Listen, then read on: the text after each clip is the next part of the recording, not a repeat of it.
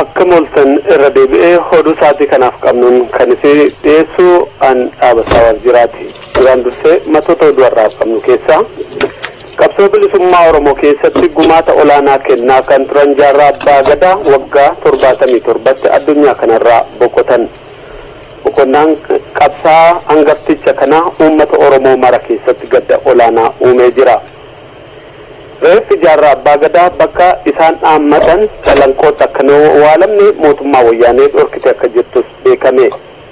Guyyaan dubartoota addunyaa jimaata darbe sadarkaa addunyaatti kabajame as magaalaa Melbourne keessatti Oromoo hangafa keessaa tokko kan turanii fi maqaa jaarraa abbaa gadaatti jedhamuun kan beekamaa turan Abdul Karim Ibrahim Hamid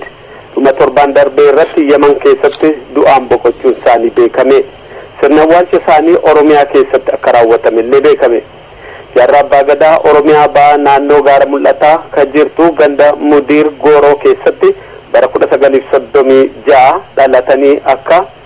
turanii fi bara jireenya isaanii keessatti waggoota 47 oliif falmaa qabsoo bilisummaa keessatti walitti aansuudhaan yeroo dheeraa nama gaggeessaa turan qabsaa fi hoogganaa olaanaa ta'uun beekameera. Hayyuduree adda bilisummaa Oromoo duraanii obbo Galaasaa Dilboo akka raadiyoo sagalee Ameerikaatti ibsanitti jaarraan namoota saba isaaniitiif anaannatanii lolanii fi qabsoo Oromoo fi bilisummaa Oromootti jabeenyaan amanan fakkeenyummaa guddaa qaban keessaa tokko ta'ullee himanii jiran. Jaarraa abbaa gadaa bara 1960moota keessa biyyaa bahuun jallawwan qabsoo kabiroo waliin edan keessatti leenjii barbaachisu fudhatee gara Oromiyaatti otoo seenaatti turullee qabamee waggoota 5 Somaaliyaa keessatti hidhamee akka ture seenaa isaa hubachuu ni danda'ama. Kana boodallee xiiqiidhaan qabsoo Oromoo guddisuu fi saba Oromoo bilisoomsuuf kutannoodhaan qabsaa kan turan jaarraa abbaa gadaa jireenya isaanii guutuu dhimma bilisummaa Oromoo irratti otoo hojjetanii seenaa guddaa kan dabarsan goota olaanaaf ayyuu guddoo ta'uun seenaa Oromoo keessatti galmeeffamanii jiru. Jaarraa abbaa gadaa dadhabee nuffee otoo hin jenne qabsoo Oromoof waan danda'an mara gumaachaa otoo jiranii amajjii darbe keessa dhukkubsatanii mana yaalaa seenuu wal'aanamaa akka turan maatii isaaniirraa barruun bahe hubachiisee jira.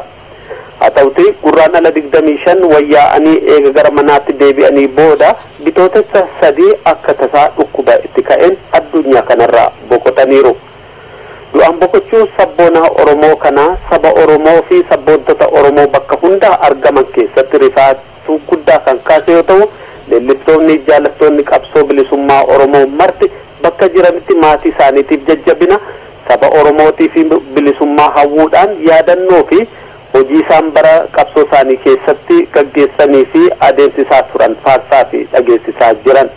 Sirna awwaalcha isaanii akka dhaammannoo isaaniitti Oromiyaa ba'aa bakka seena qabeessa kan taate Calii Calanqootti akka raawwatu eegamaa kan ture yoo ta'ullee gara boodaa keessa odeeffannoon argame hubachiisutti mootummaa wayyaanee waan bakka sana dideef naannoo dhaloota isaanii waxaritti akka raawwatamu kan godhame ta'uun beekameera. Jaarraa abbaa gadaa abbaa ijoollee lamaa akka turanillee seenaan isaanii ni hubachiisa. Kun kanaan otoo jiru jaarmoonni siyaasaa Oromoo fi waldaaleen hawaasa Oromoo akkasumas sabboontonni Oromoo akkasumas waldaan ogeessota Oromoo adda addaa ibsa gaddaa torbee kana keessa baasanitti duuti sabboonaa Oromoo kuni hir'ina tokko ta'uus hojii isaan bara jireenya isaanii gumaachaniin dhalooti bara baraan boonaa akka jiraatu ibsaa jiran. Addi bilisummaa Oromoo ibsa baaseen akka hubachiisetti duuti jaarraa abbaa gadaa hedduu rifaasisaa kan ta'e ta'ullee hojii fi bu'aan qabsoo Oromoo keessatti galmeessan seenaa qabsoo Oromoo keessatti bakka olaanaa kan qabuu fi akka urjii ifee kan mul'atu waan ta'eef seenaan dhaloota egereef jabina guddaadha jedhee jira. Waldaan hawaasa Oromoo Austraaliyaallee dhaamsa dabarse keessatti jaarraan qaamaan addaan ba'anis hojiif seenaan isaanii bara baraan kan yaadamuu fi dhaloota biratti kan faarsamu ta'uu ibsuudhaan maatii firoota isaaniitiif jajjabina uummata Oromoo maraaf immoo jabina qaamaaf sammuu hawwee jira. Miidiyaalee fi marsaalee walqunnamtii Oromoo marti bakka hundarraa sagalee tokkoon gootummaa fi jagnummaa jaarraa abbaa gadaa leellisaa wayita jiranitti hojii bara qabsoo keessatti isaan gaggeessan dhaadhessa sabni Oromoo bakka jirurraa sababa kanaan tokkoomee qabsoo bilisummaa kan jaarraan fa'aa bara jireenya isaanii guutuu itti dabarsan kana akka galmaan ga'ullee dhaamsa dabarsaa jiru. As magaalaa Melbourne keessatti har'a waaree booda sagantaa yaadannoo fi hojii isaanii hubachiisu akkasumas du'aayin akka godhamuuf sagantaa bayirraa beekamee jira. Melbourne guyyaa dubartii abbaan gadaa akkasitti fuula rabbii dhaqeeti rabbi gartee itti haa tolu jenna gartee jannataan isa haa qanaaneessu akka nama tokkotti taniin jiru jechuudha. Itti aanseetis gartee haadha abbaa isaatirraa eegalee haalii isaatii fi nama isaa hundaa'uu rabbi imaanaa sabrii haa kennuufi sanirraan achumarrattis ida'ee namni Oromoo hunduu gartee warri keessattuu sabboononni qabsoo Oromootiif dhaabbatan hundinuu akka gartee nama ijji bayxeetiiga hundaa'uu gartee rabbi isaan sabrii haa kennuufin warri dhalle qofaa miti Oromoo hundaatu wajji dhabeeti egaa sallaalchisee siraa waa'ee seenaa isaatii fi kun waan gartee hoggaa kuteerraa ilaa hoggaa as deemutti illee gartee himamtee dhumtuu miti san warra dandeettii fi beekumsa qabuuf dhiifna amma karaa gartee qopheessituu waa'ee gartee awwaalcha isaa kana laalchisee magaalaa Awustiraaliyaa Meelboorn kanarratti warri Oromoodhaa gartee sabboonan walitti dhufanii qopheessan komitee sanirraa qophee jirtu gartee awwaalcha kana laalchisee akkami qophaa'ee fi akkam gaggaa'ee nu dabarsanii gaa baga asitti dhiyaattan abbaa mul'isii fi akkasumas abbaa tumsaaraa galatoomaan isiniin jaa. Fayyaata isinilleen yeroo tana nu laattanii asitti nu dhiyeessuudhaaf galata qabdanii dhaggeeffattoota keenya jaallatamoota yeroo dheertuudhaaf waliin agarree har'aan tanagaa guyyaa duraatiif kunoo gadda jaarraa abbaa gadaa sooressa keenya jaarraa abbaa gadaatiif asin walitti deebinee wal arguun keenya guyyaa duraatiifis itti fufayyeetiin abdadhaa ammaan tana akkasumatti guyyaa har'aan tanaa waan asitti walitti qabamneef takkaa'uu dhufneef waan godhuu deebnu takka takkaan gartee haala nu mudatee fi haala keessa as dabarre torbaan kana isiniif ibsuudhaa fi akkasumattis guyyaa har'aan tanaa bakka nuti isin afeeruutti nu wajjin dhuftanii akka qoodarraa fudhattan isin afeeruuf as jirra dhaggeeffattoota fayyaa ta'an isiniin jaa maqaa dubbataa koree gartee awwaalcha gaggeessituu kanaanii akkasumattis jaallatee kan wajjin jiru Abdallaa Mahamadis as jira abbaan tumsaa waan yoo jiraatetti daasan booda gaafii gartee warri raadiyoonaa kun nu gaafatuuf deebisaa isinii kannine xumuranna jechuudha sagantaa teenyaa fayyaa ta'an isiniin jaa. Galatoomigaa baga nagaan dhuftanii dhugaa kuni gadda keenya qofa osoo hin ta'in gadda akka sabummaatti saba Oromoo bakka hunda jiranii itti dhagahuu qaba jenneeti nuti illee hedduu dhagahee jira. Isinis gaa horee taatanii waa'ee awwaalcha isaa gaggeessaa isaa kana gaa torbaan kana dhugaadhaa hedduu galatoomaa maqaa hawaasa Oromootiin isiniin jenna. Baga nagaan dhuftanii waan rakkina ta'ee fi waan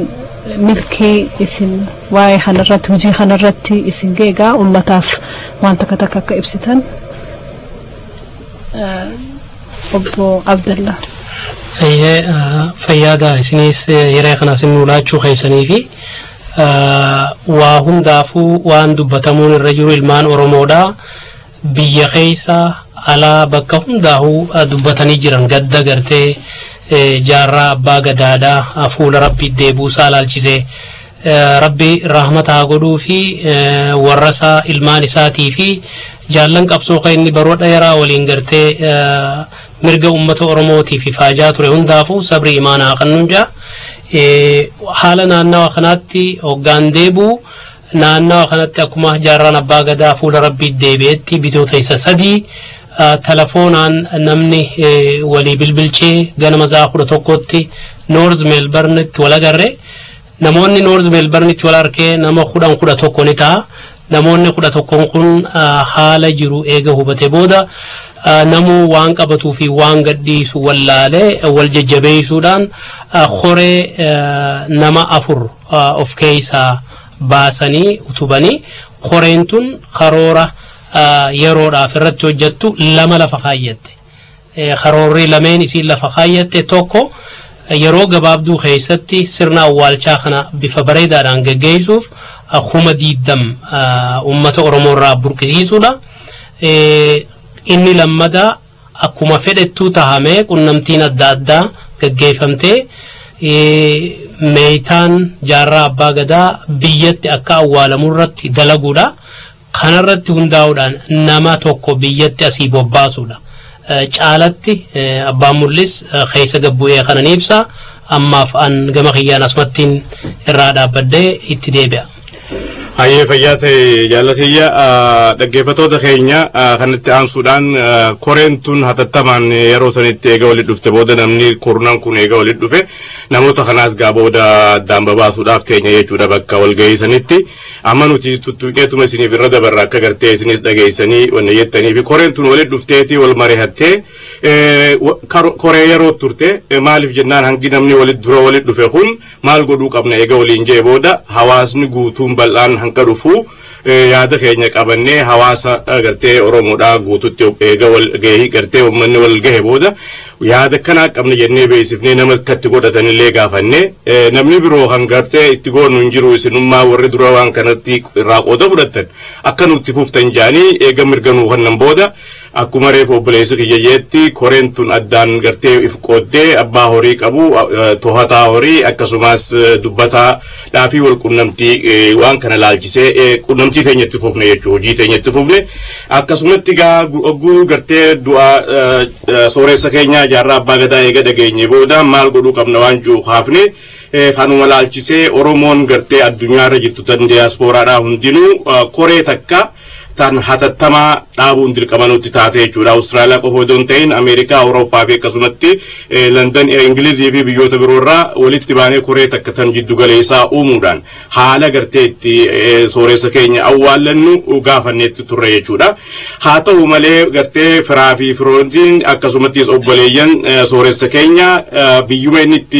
itti akirame sanitti awwaaluudhaaf fedhii isaanii waan tureef ummanni Oromoodhaa kan diyaaspooraa keessa jiran hundinuu ammoo jaarraa abbaa gadaa sooressi keenya nu hundaafuu abbaa nu hundaafuu obboleessaa nu hundaafuu abbaa qabsoo keenyaati isin qoftiin gartee mirgan qabdanii mirga Oromoodhaaf akka kanitan jaanii gaafatanii obboleeyyan isaaniitis galata guddaa qabanii eega Oromoon gartee waan kana gaafatteefu sirnaan gartee namni dirqama fudhatee bakkaan nu ga'ee jiraate Oromoodhaaf raawwanni caalu jirtu isiniif kanneen nuun janii eeganuu kannan booda akkasitti gartee tartiibaan mootummaa Itoophiyaa qunnamuun dirqama nu taate mootummaan Itoophiyaadhaa akkaataa gartee bakka inni fedhee gartee dhaammatetti kaawwaallu gaafanne hayyamni waan nuun argaminiif haa ta'u malee duraan akka nuun jaanitti numaatu hanga firoota isaa malee namni biroo irratti argamee awwaaluu hin danda'u jaanii turanii sanillee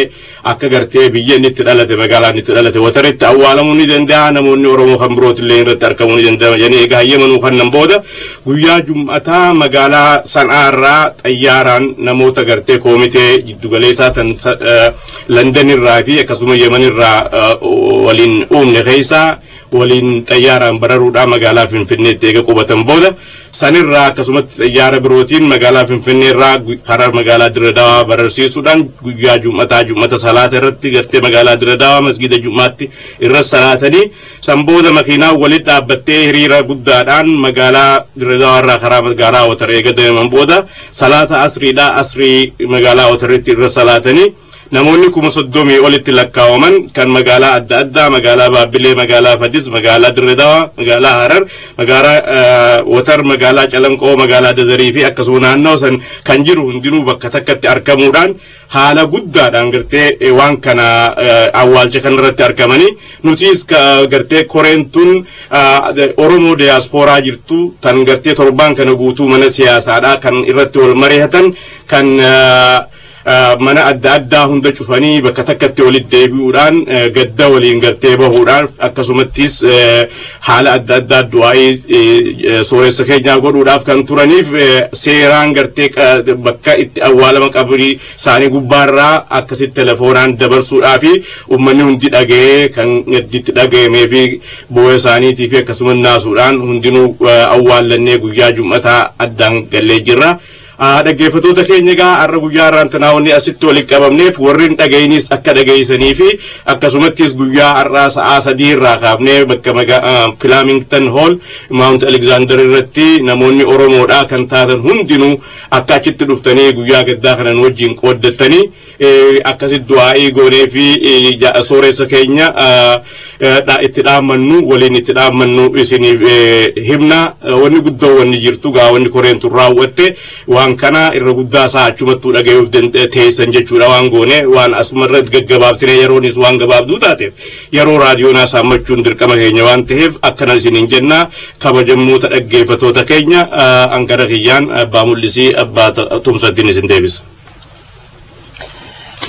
Nafakati rifaatu fi gartee bakka hunda jiraati irra guddaan nama gartee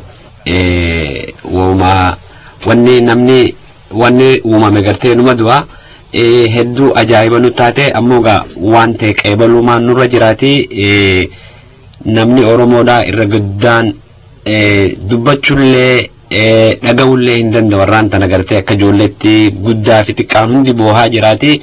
Guyyaan guyyaa gartee hedduu gaddaati haa ta'u malee gaa wanni beekuun nurra jiru hoggaa gartee dhalatan du'uunis ni jira saniis gartee amantii teenya keessa maqaa jirtuuf gartee rabbi fuula isaatti haa turu rabbi gartee jannataan isaa haa qanasiisu jedhanii gartee akkuma dura deemaa gartee otokkaa uumee gartee bilisummaa keenyaa yani kuma namni hundi hawwii isaa qabutti akkasumas du'aa yoo godhaniif rabbiin illee ni laaffisaaf jeetiin amanaati hafuura baafanneetiin abbaa tumsatti isin deebisaa hafuura baafannaa kana booda.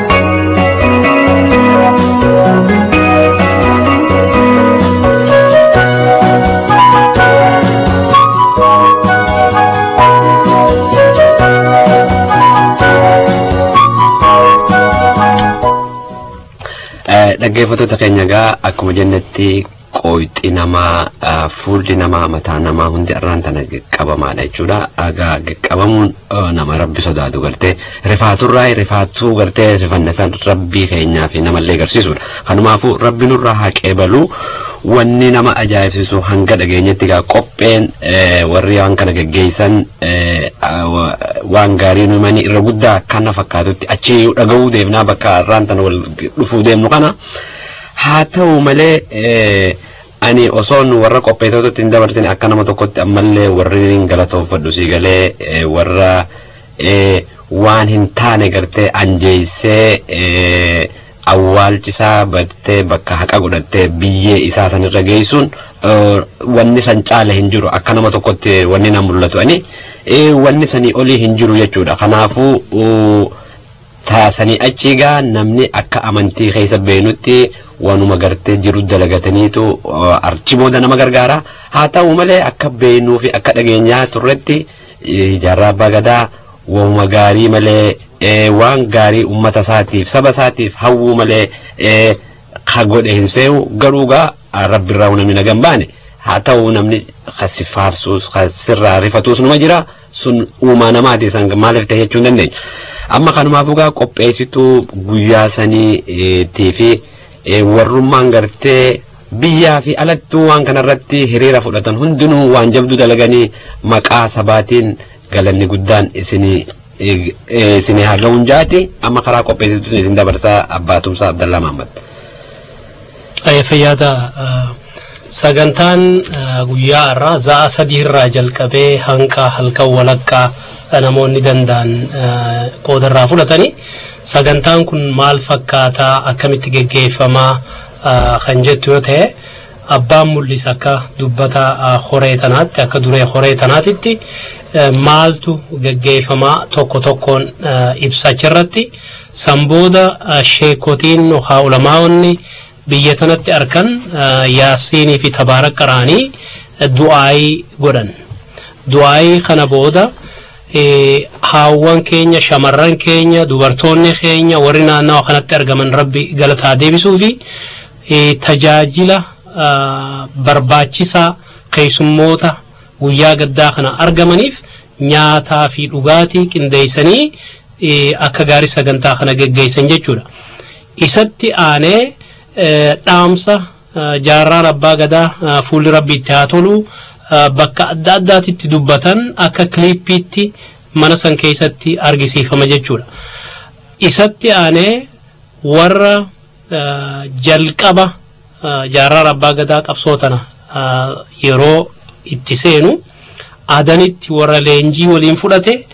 adanii waliin deebi'anii biyya Somaaliyaa keessatti warra mana hidhaadhaa amata 5 abbaa gadaatii waliin turaniitu abbaan gadaa xabiyaa akkam qabaa murannoo akkam qabaa jaalala akkam saba isaatiif qabaa kutannoo akkam galii ummata Oromoo tan ganama ka'eetiif qabaa yaanni isaa yaada ititaa fi yaada daddaaqinsa hin qabne ta'uusaa tokko tokkoon warri qaamaan isa biratti argamanii isaa waliin turanii jaarraan maal fakkaataa nu himan jechuudha. Kanneen keessaa warra akka obboleessa kiyya Harangafaa lamaatu keessa jira. Lameenuu bakka sanitti hawaasni keenya ni arga. Isatti aansee sagantaatti aanurratti warra lola gartee barii Oromiyaa keessatti qaamaan qoodarraa fudhachaa ture. Ajaja jaarraa abbaa gadaatirraa fudhachuudhaan lola gurguddaa warra seenan keessa murannoon isaa dirree gartee lolaarratti dirree qabsootti bakka hadhaan gartee dhugaa jirtu sanirratti maal fakkaataa akkamitti waraana hoogganu gartee jajjabeessaa hamilee akkam jaarraan abbaa gadaa kannaa fi dirree qabsoorratti warri nu himu achirratti argaman jechuudha. Kanarratti bal'inaan warri yaada qindoomina kanaa maal fakkaataa nu ibsan shamarran keenya keessaayis warri qabsoo hidhannoo irraa qooda fudhachaa turan jaarraa abbaa gadaatii waliin ni argamanii isaanis yaada isaanii maal akka fakkaatu sagantaa kanarratti ibsan jechuudha. Guyyaan kun guyyaa caalaa gartee ilmaan Oromoodha warri jaarraa abbaa gadaadhaa dhageeytiidhaan malee addaan hin baafatin warra isaa waliin ture qaamaan qabsoo tanarraa qooda fudhachaa turerraa barnoota adda addaatti fudhatanii gadditi ilmaan Oromoo biyya Austraaliyaa magaalaa Oromootti biyya magaalaa Austraaliyaa keessatti argisiisan kun kan qabsoo Oromoo hegereef abdii kan ilmaan Oromoo kara tokkotti deebisee akka waliin booyan akka waliin gaddan taasise jechuudha. Biyya Austraaliyaa tana keessatti duuti jaarraa abbaa gadaa yeroo dhagaamtu ilmaan Oromoo xiqqaa guddaa osoo hin jiin siyaasaadhaan bakka tanaan jira jaarmaa kana keessaan jira osoo hin jiin walijjiganii qabeenya barbaachisu hunda burqisiisuu irratti warra duraa ta'anii argamuun isaanii kan hunda warra biyya tana jiru boonsisuu fi Oromoota biyya biraa jiraniifillee akka fakkiitti warra yeroo adda addaa qabsoo isaanii jajjabeessuuf qabsaawaa isaanii cinaa dhaabbachuudhaan warra hamilee gurguddaa qaban ta'uu isaanii daran guyyaan irraa akka dhugoomsee irraa hubanna jechuudha. Galatoo maagaa hedduu waan gaarii dalaydanii kunigaa seenaa fuula duraatiifillee waan guddaadha. Asirratti wanni waan kana wal qindeessitan wanni akka rakkootti nu qunname jettanii farstreet isin godhee jiraate. Fayyaa ta'e addeetii yaallee tahiyya Umar gaarii nu gaafattee wanni takka silaa hogguu eegalan duraaf rakkoon numa jirti rakkoon nu mudatte keessaa wal qunnamtii gartee hawaasa addunyaa kan adda addaa goonu kana keessatti yeroo takka waliigaluu dhabuudhaa fi waan tokko irratti wal dura dhaabbachuun ni mul'ata. Haa ta'u malee san hundaa'u keessa dabarree warri firaa fi gartee aanonni isaanii fedhii isaanii tan silaa gartee bakkatti awwaalatan fedhan san dura dhaabbachuurraa nurraa gartee nuu kannanii uummanni gartee biyya alaa jiru koreen Awustiraaliyaadha koree biyya alaa jiru tan akka qindeessituu fi akkasumattis namni gartee biyya Awustiraaliyaa irraa deemu kun namni akka gartee koree tana dura deemaa ta'ee awwaalcharratti argamu nu godhanii jiranii. Haa ta'u malee mootummaa Itoophiyaa wajjin gartee gaafii fi deebisaa goonee yeroo duraa oguu gaafannu sooressi jaarraa abbaa gadaa akka nama baqataa tokkotti gartee biyya deebi'ee awwaalamuu waan hin taaneef karaa mootummaatiin akka xalayaa nu barreessitanii nu gaafattan jedhanii sanumallee gaafachuudhaaf nuti waraqaa keenya asii oguu barreessinu koreen Awustiraaliyaa tunta Ameerikaatii wajjin wal qunnamuudhaan haala gartee mijjeessuudhaan ambaasaaddara gartee Itoophiyaadhaa kan biyya Amerikaa jiru qunnamuudhaan kan duraan waraqaa mootummatti barreessuun nu barbaachisu akka dhaabbatu goone innummaan mootummaa Itoophiyaa qunnamee gartee mootummaa Oromiyaatii fi ambaasaaddara Yemen jiru Itoophiyaa kan Yemen jiruu fi foreign affairs takkaa'u ministeerota haajaa alaa kan Itoophiyaa qunnamuudhaan akkasumattis dubbii tana muummicha ministeera biyya Itoophiyaadhaatiin ga'uudhaan haalli awwaalcha gartee sooressa keenya akka Itoophiyaa biyya Oromiyaa keessatti deebi'ee awwaalamuu danda'u nu mirkaneessanii. Haa ta'u malee akkuma atu jettetti wanni takka gartee wanni nuti akka feenutti nu guutamini nu gartee fedhii sooressa keenya guutuu hin danda'in san xiqqisho nu gartee nu rifachiistullee rifaatu san keessaa baanii har'aan tana gammachuudhaan akka gaariitti uummanni keenya irratti argamee nu awwaaluun san waan guddaadha. Sanuma gaarii faatuun xiqqoo nutti turte sanii ala wanni guddaan kajiruun se'u akka gaariitti qeeballee namoonni gartee Ameerikaa irraa koreen ijaarree fi tan asii deemtee dura dheeyitee dirree xayyaaraatti argamuudhaan ganama subii oguu sooressi keenya gartee xayyaara irraa waan fuudhanii xayyaara birootiin akkasumas dabarsu Oromoonni biyya keessa jiranillee gartee namoonni akka birootti ilaalu booyuudhaan guyyaa san gartee ifkasaa sossoosuu dhabanii akka gaariitti nu simatanii bakkaan nu gahanii jiranii gammachuu guddoo nu dhagahama jechuu san irratti waan biroos laa'u guddoodhaan bal'inaan kan galateeffachuu qabnuu fi warra nu cinaa dhaabbate hawaasaa fi akkasumattis dhaabbotii adda addaa bakkitti galateeffannu gaa'eef dura ni jirti. Tanuma gaara guyyaa irraa namoonni dhaga'inis bakka gartee arra dhageessanii warri raadiyoona kana hordoftan jechuudha akka duritti akkaanan beekutti jala deemtan taate bakka saniin nu argamtanii waliin guyyaa kana guyyaa kabajaa guddaa qabu waan ta'eef akka qooda irraa fudhattanii isin gaafadhaa kana haala gartee wanni amma isin himnulleen hin jiru yeroo raadiyoonaalleen deemaa jirti sagantaa birootis yoo qabaatan hin beeknu tanumaafuu fayyaadaan isin jagaaraa isin nu dhiyeessitanii yaada keenya kana ummataaf akka dhiyeessinu nu godhuun keessanuu guddaadha raadiyoonni Oromoo kan magaalaa Melbournees galata guddaa qaba jechuudha waan kanarratti. Galatoomaa isinillee gaasitti argamtanii hojii boonsaa gaggeessitan kana nuufi hawaasa keenyaaf ibsuu keessaniif galata guddaa qabdan maqaa uummata Oromoo addunyaarra jirurraan akkasumatti gaa Oromoota addunyaarra jirtan rabbi imaanaa fi sabrii isiniif haa kennu warreen maatii isaatis akkasumatti rabbiin isin haa jajjabeessu jecha qophii teenya gaa amma hara dhumaa deemaa jirti hara Abdallattiin isin dabarsa. Fayyaadee tayyaa ani gaafii takkaan qaba gaafii tana gartee qopheessituu gartee haajaa amma nuttaate kana gaggeessuudhaaf qophootti qofa osoo hin ta'in warra hayyootaa fi akkasumatti gartee sabbootontaa fi warra gartee seenaa irraa hordofu hunda laalchisti. Gaafiin tiyya maal jetti abbaan gadaadhaa gaa akkuma beekamutti gartee kaduraallee haa ta'u warri akkasaatti gartee qawwee diinaatiif yookiin karaa gartee rabbiitiin geggeeffame heddumaa jira inni gartee warra habaqaalefaa haa ta'u malee wanni jiru gaafiin tiyya ilaa hanga irratti gartee hujiin isaatu isa himtee ta'arra boodaa yoo seenaan namni Oromoodhaa akkuma gartee qophee asii kana goonetti dirqama itti qabna moo itti hin qabnudha seenaa isaa kabajaadhaan mallatteessinee kaa'u. Ulfaadhu abbaa boonaadhaa gaaffii akkanaa deebisuun amma keessatti laafaan ta'u gaaffiin tun gaaffii gartee hayyummaa ogummaa barbaaddi waan kanarratti warri barnootaa fi muuxannoo gurguddaa qaban Oromoo keessanii jiranii warri akka Profeesar Mahammad Hassan xalaalee inni barreesse kalee dubbiseen jira waan kana barreessuu akka jalqabanitti ni hubadhaa caalatti bifa gartee bareedaadhaan hegeree dhaloota dhufuuf akka dhiyaatu ni abdadda. Haa ta'u malee ilmi namaa kun walii lama tokko kan jiraachisuuf dhalatu tokko kan sabaaf dhalatu. Namni of jiraachisuuf dhalatu addunyaa kanarratti lakkoofsan qabu. Namni saba jiraachisuuf mirga sabaatiif tasaa dabarsee ummata isaatiif if kannee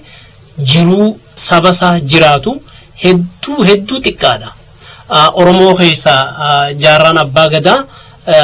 tokko jechuun ni danda'ama siin jechuu wayya. Saba tokko keessaa namoota akkanaa baasuun akka hireetti rabbiin gartee nama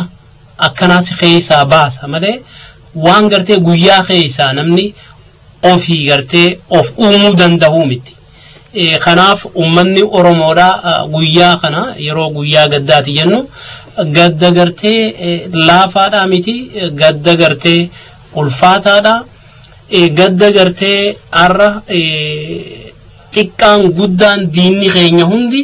Oromoo maal gootii akkamitti gartee keessaa bahuu teeysi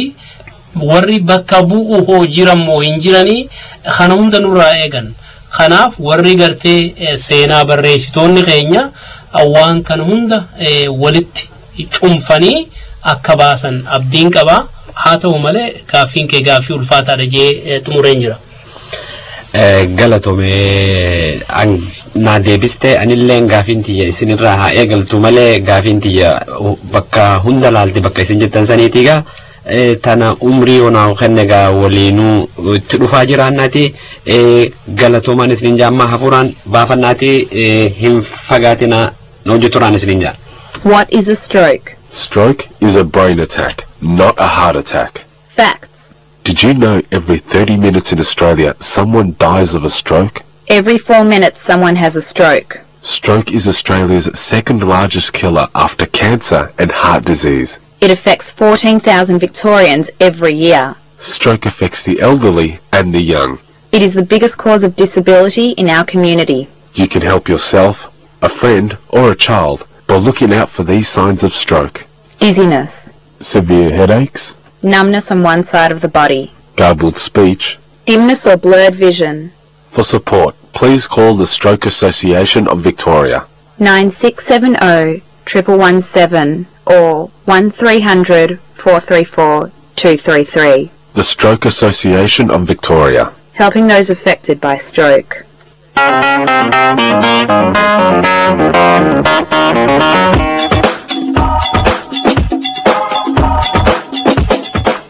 Three Triple Z is a community radio station broadcasting in 68 languages. Show your support by becoming a member and help keep 3 Triple Z stay alive. A year's membership to 3 Triple Z is only $15 full or $10 concession. That's only 4 cents a day. Without your membership, this show cannot stay on air. Support the station that supports you. Become a member today. Call us now. 94151923. That's 94151923. Dhaggeeffattoota keenya akkuma dhageessanitti guyyaan gartee guyyaa wanni haa ta'u malee guyyaa addunyaa tana keessatti gartee sila guyyaan halkan ta'uu malee guyyaan nama Oromootti halkanitti itti mul'ate jechuudha. Gaa waan Rabbi fide fudhatuun namarra jira wanni godhan hin jirtuuti gaa tana jidduu warri telefoona dhooytanii telefoona keessan fuudhuu dhabe dhiifama isin gaafachaadha. Dhaamsi qoree gartee qindeessituu taaziyaa gartee abbaa gadaa tana qopheessitu Oromoo magaalaa tana jirtuu fi akkasumatti gartee jaallawwan Oromoodhaa hundaa'u za'aa sadii filaamingitan community turree 25 turree Alexander irratti akka argamtan isin afeeranii gaa nu wajji turan isinin jaa.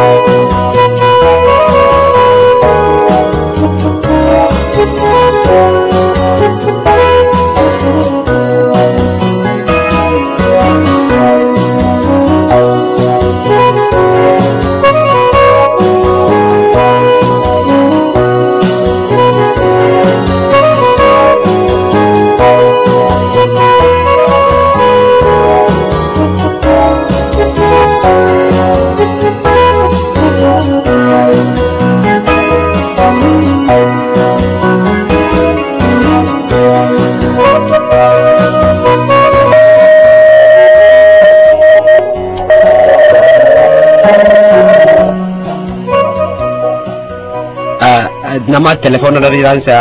obbo Abdata. Ayyee kam jirtu? Akkam fayyaa telefoona irra jirta qilleensa irra jirta deemi. Ayyee duraan dursee galata guddaan koree qindeessituu gaggeessaa jaarraa abbaa gadaa tiif qindaa'e kanaaf koree kana qindeessite galata guddaan qabaa fi rabbiin immoo isaaniifis rahmata isaaniif haa godhu. Qabsaa'onni kufaa qabsoon itti fufa dubbiin dhaamsa isaan durnuu dabarsantu isa kana fedhii fi akeeka jaarraa abbaa gadaa bakka ga'a jedheen abdaddaa haa ta'u malee kanuma keessatti dhaamsi gabaabaan inni qabu bitootessa 17 waaree booda walgahii tumsa qeerroo bilisummaa Oromootu taa'uuf ta'a biyya kana keessatti kana duras waamichi kun labsamee ture amma irra deebuudhaan inni ibsaa bakki isaa 231 251 Mount Alexander Road irratti ta'a Scottsbal kanaafuu uummanni keenya achirratti argamtanii tumsa qeerroo bilisummaa Oromoo asii koreen gurmuu tumsa qeerroo bilisummaa qindeessite kanarratti akka nu argamtan waamicha dhiyeessa. Kanatti ammasitti deebi'ee akeeka abbootii keenyaa warra qabsoo kana nu akeekee bakkaan ga'uudhaaf akkuma yaadatamu biyya keessaas ta'e alattuu namuu tattaaffii guddaatti jira. Gaddi guddaan otoo nutti dhaga'amu akeeka isaanii fi turree isaan nu baqaqsan sana irra deemnee qabsoo keenya bakkaan geenyaa ilmaan Oromoo haamleen kutatiin jabaadhaa jaarraa abbaa gadaa immoo rabbiin rahmata isaaniif haa godhu jedha galatooma dhaamsi koo kanuma. Galatoomi Abdataa gaa nagatti galanni kan badine. Ayyee tola nagatti.